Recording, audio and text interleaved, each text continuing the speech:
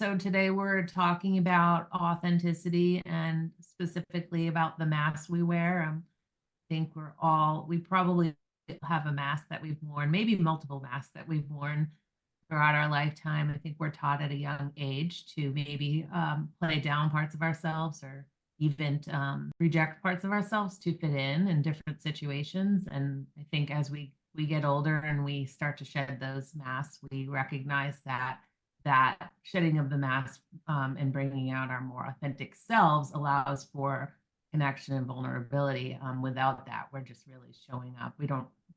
Who are we even showing up in relationships, right? So we see that a lot in dating where people are trying to bids for connection, right? And they're trying to, they want people to like them. So it's like, who do I need to be? What do I need to be? And I think when you can really tap into your authenticity and show up as you know, you were born to attract the aligned partner. Otherwise, you're always just going to be trying to fit into what somebody else needs you to be. So we really encourage authenticity, shedding of the masks, going over some of the masks we wear. I'll just name some of them and we can maybe talk on our own parts of where we've kind of worn these masks and where we saw ourselves wearing them, why, and then when we let them go, what it felt like. So we have the people pleaser, which I will share. Yes, that would be me. But that's always accommodating and trying to avoid conflict. And you don't want to say no to people. I think boundaries come into play there, right? We're always rejecting our own boundaries when we're the people pleaser. So there's that one. And then we have the tough guy, tough girl. So that's just really not wanting to be vulnerable at all, trying to show a lot of confidence and independence. Really underneath all of that is insecurity, and the toughness is a defense mechanism.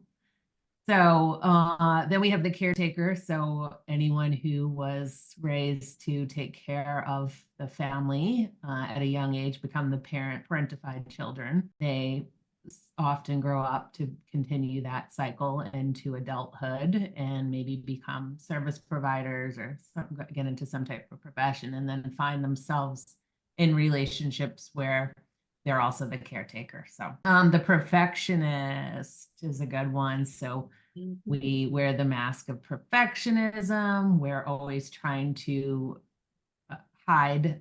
Well, there's always shame hiding behind perfectionism, which when I learned that was really pivotal for me to let go of that mask, because it's like not wanting people to really see who you are. So you come across as perfect, but as we know, nobody is perfect. Nothing is perfect. Then we have the Joker, who hides behind humor and sarcasm, right, as a defense mechanism as well. It's employed to not really be taken too seriously or get too close to anyone. Then we have the victim. You know who that is. We all know victims in lifetime who they're constantly wronged or oppressed. They are constantly seeking sympathy, attention from others. It can be very draining to be in a relationship with the victim. Then we have just a few more. We have the rebel, who is always rejecting societal norms. They want to insert their independence, gain a sense of control. Again, they fear conformity or losing identity in relationships. So it's probably going to be the more avoidant attachment style person. And then we have the intellectual, hides behind their intellect. That's the only side you see of them. They use a lot of logic and reason.